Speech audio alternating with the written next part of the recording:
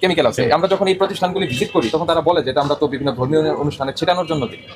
আমরা তো কোথাও বলে দেইনি যে এটা খাবারে ব্যবহার করা যাবে। এখানে কোনো ব্যবহার বিধি আমরা বলে দিইনি যে খাবারে ব্যবহার করবেন 2 ফোঁটা 3 ফোঁটা, মাংসে 2 ফোঁটা, বিরিয়ানিতে 5 ফোঁটা আমরা কোথাও বলে দিছি? তাহলে আপনি আমি যে খাবারে ব্যবহার করবেন না কি করবে না, ইঁদুর মারার জন্য বিষ যদি বাজারে বিক্রি করি সেটা খেয়ে যদি কেউ মারা যায় সেটা লাইবিলিটি তো আমি নিব না, মানে সেটা তো কোম্পানি নিবে না।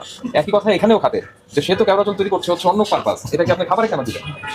এটার জন্য আমাদের আরো একটা এজেন্সি আছে, গভর্নমেন্টের অথরিটি আছে, নিরাপদ খাদ্য কর্তৃপক্ষ, ওনারা বলে দিয়েছেন এইসব জিনিস ব্যবহার করা যাবে না। তাহলে ওনাদেরটাই সঠিক, ওইটা আপনারা করবেন, জানবেন, ওই নির্দেশনা অনুযায়ী খাবার প্রক্রিয়া করবেন।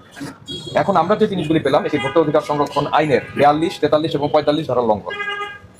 এই তিনটা ধারায় আপনাকে 2 লক্ষ টাকা পর্যন্ত অর্থদণ্ড করা যায়। এখন বলেন আপনি কতদিনের মধ্যে এটা শুদ্ধ যাবেন, নাকি আমরা এটাকে বন্ধ রাখবো?